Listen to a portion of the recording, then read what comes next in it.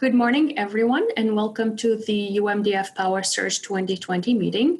This is the first panel that will kickstart the discussion about clinical trials for primary mitochondrial disease.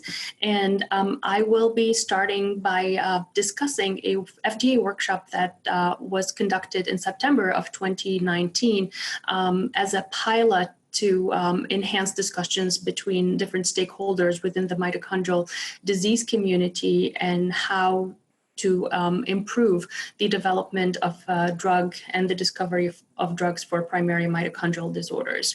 So as you all know, primary mitochondrial disorders are very complex disorders and the most heterogeneous that I know of within the genetic disorders that we deal with on a regular basis. Mitochondrial disorders affect all age groups from birth to late adulthood. They have a range of symptoms ranging from one symptom to multisystemic involvement that can affect any organ system, and they can be caused by hundreds of different genes and thus present with hundreds of different ways and presentations. So the challenge in conducting trials in primary mitochondrial disorders reflect this heterogeneity that I just spoke about. There's still poor understanding of the disease pathomechanism, despite the fact that we have gotten so much better at understanding the biology of the disease. There's also a lack of adequate disease model for research. So what we do in the lab with cell models, animal models, there's still a lack of adequate representation of these diseases that we see in human beings. There's still a lack of biomarker, a blood test or an imaging test or any test that can tell us with certainty whether someone has a mitochondrial disease or not, and what the severity of their mitochondrial disease is. There's a lack of adequate endpoints. These are markers that we use in clinical trials to assess whether any intervention is appropriate and efficacious or not. Because of the heterogeneity of the disease, the onset of the disease, the presentation, and the progression makes it so hard to assemble a group of patients that look similarly to enroll in a drug trial. There's still no clear genotype to phenotype correlation with hundreds of genes available that we discover that can cause different mitochondrial disorder. We still don't quite understand why a same gene can cause a different presentation, even in the same family, harboring the same exact mutation. And there's still also no clear diagnostic consensus among clinical experts and non-expert as to what represents a mitochondrial disease. So these are all challenges that have to be taken into consideration when one thinks about developing or conducting a clinical trial for primary mitochondrial disorders. So in terms of regulation and how design of these trials have to be done, the issues really come to how do we integrate this complex mitochondrial biology into the design of drug and drug development. Can we leverage natural history studies when designing clinical trials in PMD? Are we there yet? How do we select the right patient population for our clinical trials when we have such a heterogeneous group of people to pick from, and when the disease is so rare that we don't have high numbers of patients that we can leverage? How do we select outcome measures and endpoints where all of this is so heterogeneous and we don't have that specific biomarker or endpoint that has been well studied in this population of patients in this group of disorders? And what is the most appropriate clinical trial design and statistical consideration that are unique to our patients with primary mitochondrial disorders? So all of these questions have been asked by the community and the stakeholders involved in designing and developing and conducting clinical trials over the years. And in order to accelerate this, the quest for an answer and for a solution, multiple stakeholders, including academia, industry, and the FDA, have organized a workshop in September of 2019 to start the conversation and the discussion about what solution we can provide and how can we accelerate the drug development for primary mitochondrial disorders. So the workshop was entitled Developing Therapies for Primary Mitochondrial Diseases, Bridging the Gaps. And the information about this workshop is available online at this link here. This was a full-day workshop that, as I said, involved a representative from academia, from industry, and from the FDA. And the agenda is listed here. We touched on topics that pertain to those questions that were asked in terms of the complex biology, the lessons learned from prior drug development in primary mitochondrial diseases, natural history data, patient population selection. The important thing I think about this meeting and what makes it unique is that all of these discussions were really short. They were all about 10 to 15 minutes long, and we wanted to leave a lot of time for discussions and trying really to come up with a solution as opposed to just having this be an academic exercise, going through the laundry list of all the challenges without coming up with solution. So as you can see here in the agenda, a lot of time was allotted to the panel discussions and to discuss question and answer from the audience, several of whom were present, and also this was broadcasted on the internet, so we received also a lot of written questions. So for the reminder of the presentation, I am going to show you some highlights of the meeting. In terms of integrating the mitochondrial biology into the design of drugs for primary mitochondrial disease, we felt that there was special consideration to be given to the phenotypic heterogeneity among genetically identical disorders. We also felt that the correlated symptoms and outcomes needed to be better understood. On average, patients with primary mitochondrial disease has 16 different symptoms. So which one are you going to be targeting in a clinical trial, and how are you going to really assess the efficacy of a drug on one or multiple symptoms when you know that multiple of these symptoms can be confounding each other?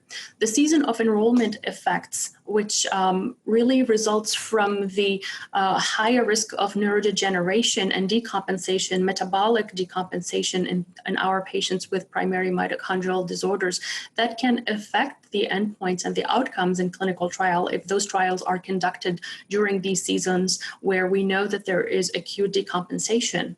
The development gains in children with PMD that occur even with the placebo effect also have to be taken into consideration. As you will hear later in the day, some trial fail just because the placebo group has performed better than the treatment group.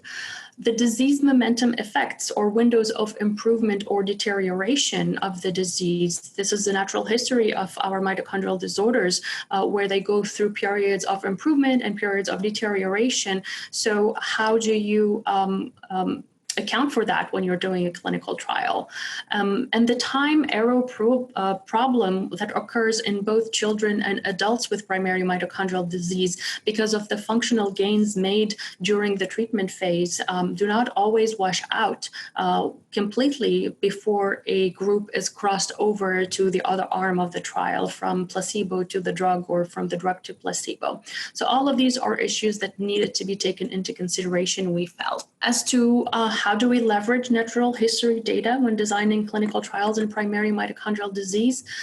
The academic wish list, of course, was that this was really a huge unmet need for us to have natural history studies that we know are going to be very helpful in designing clinical trials for primary mitochondrial disease, but that because of the heterogeneity and the number of disorders that are involved, we really needed to prioritize what type of disorders we need to put our efforts into to try to develop these natural history studies.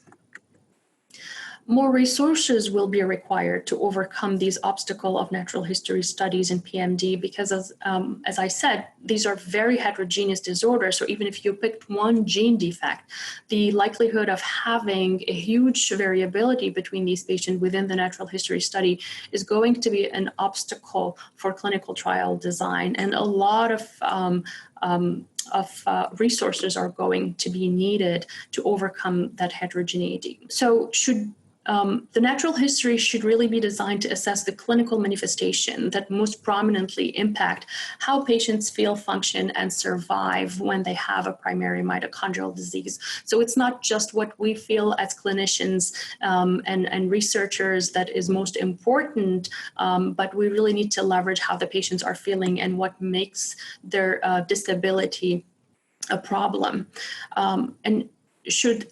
These natural history studies should also help develop and validate outcome measures to be used in these clinical trials. And finally, we've heard from Dr. Hirano about the importance of natural history studies in terms of his experience in designing clinical trials for the deoxynucleoside therapy for thymidine kinase 2 or TK2 study. The FDA also weighed in as to the importance of these natural history study and what they think about when they see data from natural history study. Of course, these natural histories have to obey by certain regulations that are well developed and available on the FDA website, but a retrospective and or prospective observational study is really intended to track the course of the disease in order to identify the most important specification, whether demographic, genetic, environmental, and other variable to correlate with the disease development and outcome. In general, they prefer a prospective study, of course, because this is much better controlled and will allow you to capture information that are directly relevant to the trial at hand. A natural history study to identify specific disease subgroup is also a reason why one would start a natural history. To evaluate clinical outcome assessment and to validate them for the specific group of disorders. Several outcome measures are available out there and have been used in other rare diseases and neurodegenerative diseases, but do they really tell us exactly how the primary mitochondrial disease patient is functionally affected, and is it representative of what our patients go through? So they have to be validated for our specific patient population. And finally, a natural history study to use as external control is also an option that the FDA has discussed that would be used as an external control and would need to be designated to control for bias and ensure comparability to the treated group. So in terms of how do we select the right patient population in clinical trial, we had very lively discussion about whether we should consider all primary mitochondrial disease similar and lump them in one basket, or should we divide them?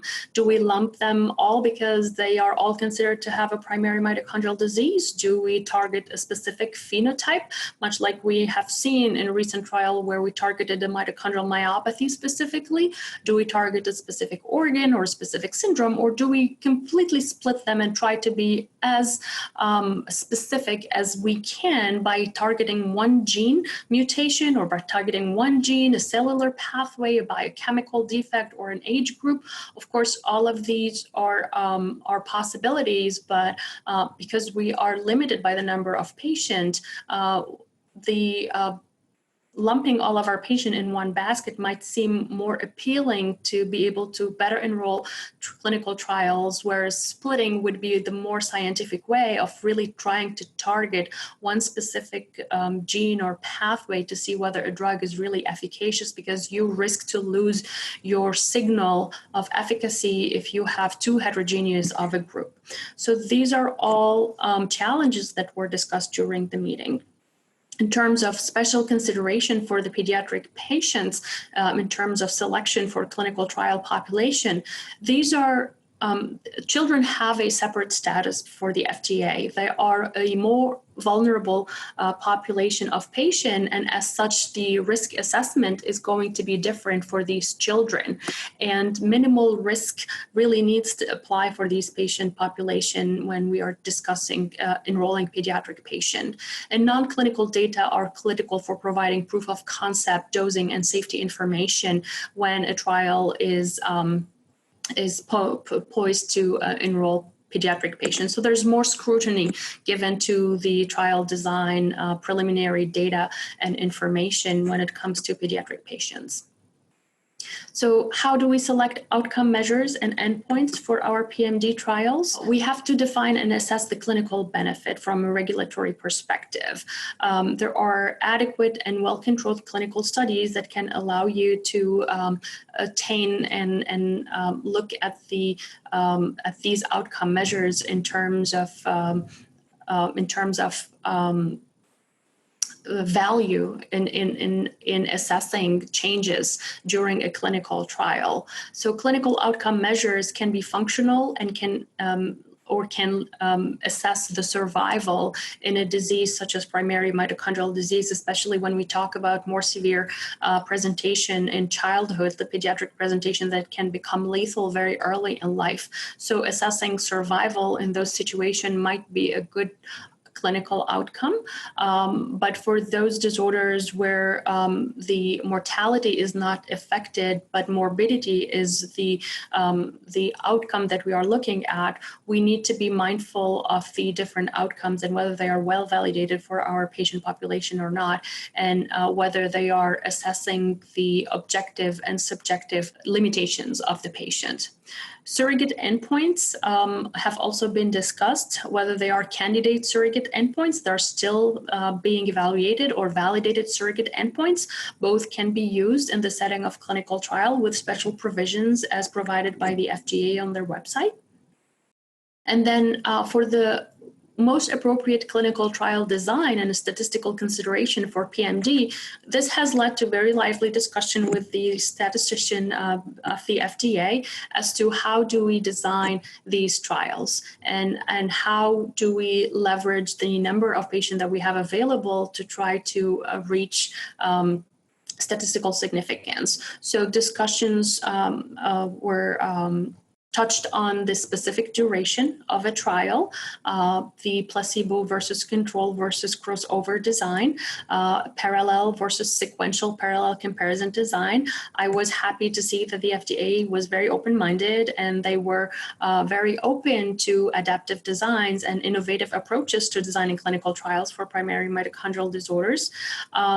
The question of open label extensions was raised, whether that was something that we needed to consider for our PMD population or not, what the value in doing an open label extension and what are the challenges for an open label extension from the industry perspective and the increased risk of doing something like that versus the FDA regulation and how they see data from these open label extension studies. Developing panels of clinically relevant endpoints and networks within patient advocacy groups that help gather potential subject in advance of clinical trial. So that once trials are open, it becomes easier to enroll these trials, to expedite the performance of these trials. Was also discussed and will be further discussed during today's meeting. Finally, understanding the nature and the limits of the FDA authority to go beyond the traditional gold standard of 2 adequate and well-controlled study was discussed. These are, again, discussions that pertain to the fact that primary mitochondrial disorders are rare disorders, and we cannot really apply the rules and regulation of more common disorders in the conduct of clinical trial when it comes to rare diseases, and more specifically trials for primary mitochondrial disorders, because they are so different from any of the other disorders and so heterogeneous. There needs to be a more innovative approach and better understanding from the regulators as to the difficulties of the challenges that we face in designing these trials. So we also talked about using many types of controls and not relying solely upon the gold standard of a randomized controlled study, but instead considering using patients as their own control. That could come from a natural history study or an observational study that leads into a clinical trial, or any hybrid model that would use the patients and the patient's data into as control for a clinical trial. What is the most appropriate clinical trial design and statistical consideration for PMD? I'm not going to go over this in detail. You will have my slides available to review, but we discussed pretrial experience, which can be valuable. We heard from industry partners that have undergone clinical trial in PMD, and we heard what has worked for them and what hasn't worked, and the challenges that they faced when designing and conducting these clinical trials. You will hear more about this in a later panel, and we can have more questions about this live. So what we learned from conducting this workshop and all the lively discussion is that mitochondrial diseases are really unique. And we really didn't need a workshop to figure that out. We knew that they were really heterogeneous and very complicated and unique. And that one size does not fit all when it comes to designing clinical trials for primary mitochondrial disorders. That the selection of the drugs, of the trial design, of your outcome measures and your patient population really needs to be tailored to several things. One is your drug mechanism of action. One drug that has a specific mechanism of action cannot work for every single primary mitochondrial disease given the genetic and biological heterogeneity of the disorders. That you need to consider your therapeutic effects. The higher your therapeutics effect, the more likelihood that you will see a signal, and that will really inform how many patients you have to enroll and how heterogeneous those patients could look like. The off-targets effect of the drug needs to be taken into consideration because remember, our patients have so many symptoms.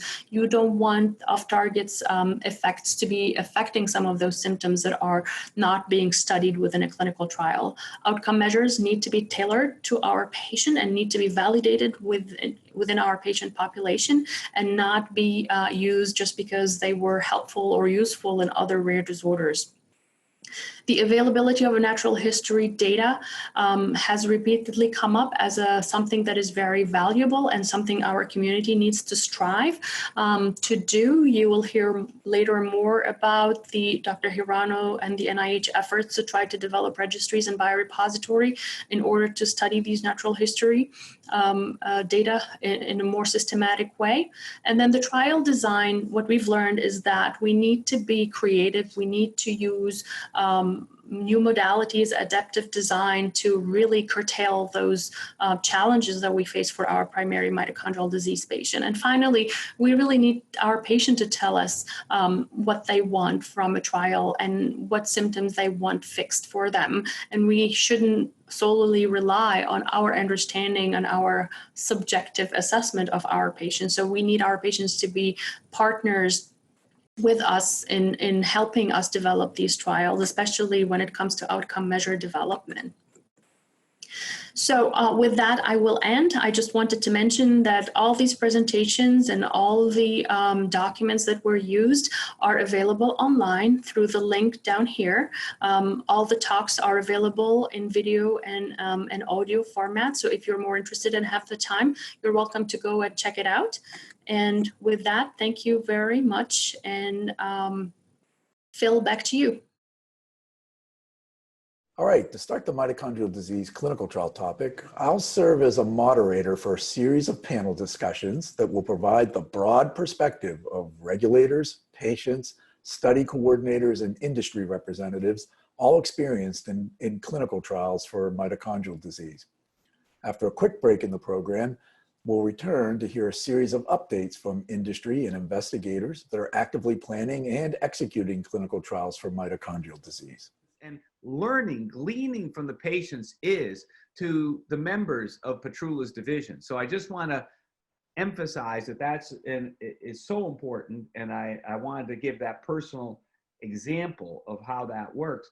I want to just say two things. One is that in terms of natural history, you know, Patroula and talking about it, in preparing for today's discussion, I met this past Sunday with a guy who's been at FDA since 1971, Bob Temple, and I told him what I was going to talk about.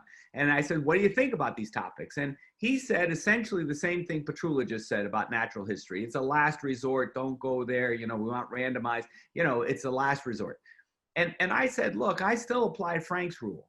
And when they're putting the lid on my coffin, I'm still going to be saying, remember Frank's rule. Because Frank's rule it's a false dichotomy. This is what I said to Bob Temple on Sunday. Don't think of this as it either has to be a natural history control or a randomized control. No, you know, think of this that you're going to use every type of control so that you can get the most certainty out of the trial design, because patients are volunteering to participate. Academics and investigators are giving their time. Sponsors are putting in their resources to run these trials. So let's get as much confidence, certainty, discerning the truth out of every trial. So the thing that I think that we can pick up from Patroula said is, don't do this post hoc. That is, don't add in the natural history at the end. Prospectively, when you're designing your trial, okay, randomize the first patient, but let's also figure out, let's take patients that maybe have been in a registry. So we have data from a year or 2 years before. So we have that as, and we can use patient as their own control as another type of analysis. And then we also have natural history that's been gathered. And we can use that as a third type of control. So it's not a dichotomy. We use every bit because every patient and every trial is precious. We want to get as much information out of that participation. And then the last thing I want to say is, in talking about Temple, this kind of surprised me, because in my talk, you know, I said, this runs counter to everything Frank ever says, which is Frank's always saying, let's try to run trials quickly. Patients are suffering. Let's determine as quickly as we can whether or not the drug is safe and effective. And what I said in my talk earlier today was, maybe with mitochondrial disease, we have to run 48-week trials. We have to run long, long trials. And that was because I was saying that these conditions slowly progress. And in order to be able to discern a difference, maybe we need to run longer trials. Bob Temple, in response to that, said this. He said, Frank, you're missing something. In mitochondrial disease, the basic pathophysiological deficit usually is bioenergetics. And so when you have a modifier, some disease modifying intervention, you might, let's say if you were running a 12-week trial, in 12 weeks, you might be able to increase ATP energy, you know, in the cells, but that's not going to translate into anything you're going to be able to measure in an outcome measure, because the muscles have been deconditioned. They can't respond. You might have improved the bioenergetics, but you're not going to see any outcome difference. So he says, so it makes sense what you're saying, Frank, but you're not explaining it well. Please, if you talk to people, be smarter. So I'm trying to be a little smarter. All right, so I'll kick it back to you, Phil. All right, thanks. Yeah, I think maybe we can come back to that topic of length of trial a little later when we start to hear from some of the sponsors from industry that's been involved with this and kind of hear their perspective on that. Amel, I want to give you an opportunity here as a clinician who takes care of mitochondrial disease patients and has been an investigator in multiple clinical trials for mitochondrial disease.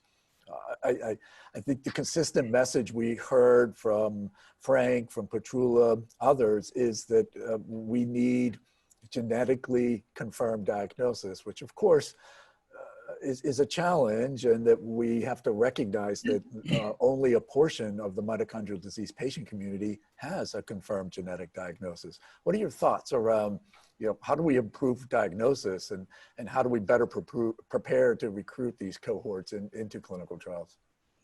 Yes, there are so many things that we need to improve right now, but I think what's happening is that we are better organizing, and this FDA workshop I think was tremendous, and I'm hoping that it's one of many to come where we can continue this discussion. From the genetics perspective, I think we've gotten better at doing genetic testing for our patient. I think the standard care now is that everyone who's suspected of having a mitochondrial disease gets genetic testing as allowable by their insurance company. So I think there is a bigger problem systematically, which is genetic testing is expensive, and not every patient has the type of health insurance that would allow us to do a comprehensive genetic testing. The other problem is that mitochondrial diseases are still being discovered and understood, and so we are discovering new genes every month, every year. And so for those patients that in whom we suspect a primary mitochondrial disease, and in whom we had testing done that was negative, we really need as clinicians to do a better job at reassessing them when new genes are discovered and when new panels become available. We also need help from you guys, advocacy groups, to change change legislation about covering these genetic testing. And I know there are many efforts internationally to try to put out information and objective data out there as to the usefulness of doing large-scale genetic testing like whole exome and whole genome sequencing as a first-tier testing for those for our type of patient who are very complicated and complex. I want to also emphasize that sometimes as clinician we do highly suspect a primary mitochondrial disease, and then we do testing and we are very surprised to see that the patient didn't have a mitochondrial disease and had some other disease which may or may not have a treatment that is available. So I think that is also a message that people have to hear, that not everything that looks like a mitochondrial disease is a mitochondrial disease, and we need to be diligent in terms of doing these genetic testing.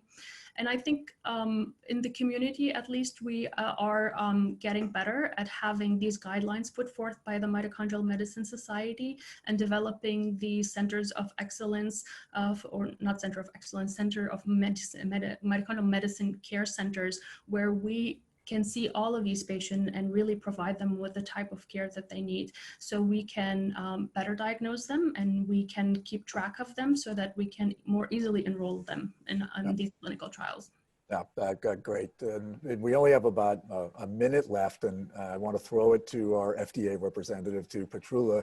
Just share with our audience a little bit about this newest review division, right, of rare diseases and medical genetics. Because I think there's a lot of curiosity about how it fits when previous mitochondrial disease trials have gone through neurology or gastrointestinal inborn errors metabolism. So we'd love to hear just in brief, unfortunately, but a little bit about the new division. Sure. So the new division is about 3.5 or 4 months old now. I have to say that it's really not new in that sense, because it really is a spin-off of DGIP, so Division of GI Inborn Errors. The Inborn Errors Review Group is really the biggest part of our division, DRDMG we call it. The other piece of that, which is new, is the merger with the Rare Disease Group. So the Rare Disease Group was a group that was kind of residing in the immediate office, so the Office of New Drugs. So they joined us. And really, that's an effort to, combine the two groups who are, making really overlapping efforts in rare diseases. And that part of the division will really be spearheading guidance and policy development, but also consistency in our approach across IND and even across the agency. So I think that's an important piece, and one that we are tasked with in our new division. And from our standpoint, we've been actually really trying to champion that for a long time. So myself and Katie Donahoe, who's our acting director, we've been doing this inborn errors work for quite a while. Our review staff are not new. We're of course actively hiring. And so that's just a plug for folks who may be interested in being a primary reviewer in our division. And there is recognition from the Office of New Drugs and CEDAR that, we really need to pay close attention into being consistent and really doing everything we can in terms of policy and transparency to the outside in terms of our rare disease, review. That's helpful. And I mean, it sounds like a lot of it was just about marshaling the right resources, right, to bring them together to take on these rare diseases. Well, we'll look forward to learning a lot more about that. Phil, can I say one more thing? Of course. Phil, what I want to say is I want the community to understand how much the agency cares about them. I mean, you heard it in what Patroula was saying, but let me just give the illustration of what Amel was talking about when she was summarizing this September 2019 workshop. I want the community to understand that the FDA is really hard pressed. You heard, Patroula making a plea for people who might be interested in joining her division because they're understaffed. They're severely understaffed. They're overworked, very overworked. And yet, despite all that, what did they do? In addition to doing all the work they're mandated to do by legislation, they on their own decided to hold a workshop on primary mitochondrial disease. Like what? Like you don't have enough to do already? They're like, what are you doing? And on their own, this was not Congress giving them a mandate. This was not academia. This was not industry. This was not Wall Street. It wasn't anybody else. It was on their own initiative. In law, we say sua sponte, on their own initiative. They decided to do this, and they reached out to Amel and to you, Phil, and me to help organize this. And how amazing it is that to think that this is not something they had to do, but that's how much they care about you, the patients who have mitochondrial disease. So I just couldn't let that go without people recognizing that how far and how much the FDA cares about them, how far they're willing to go above and beyond. So thank you. Absolutely, and we definitely look forward to continuing that conversation with the FDA. That was a very clear message that came through here today, and we'll look for ways to progress that. So unfortunately, out of time. I want to thank Amel, Patroula, Frank for the great discussion. I know there were a lot more questions that came through in chat. We can't get to them all as appropriate. We might be able to answer some inside of chat. But thank you for joining today, and we'll look forward to future interactions. Thank you. Thank you. Be strong. Bye. Bye-bye.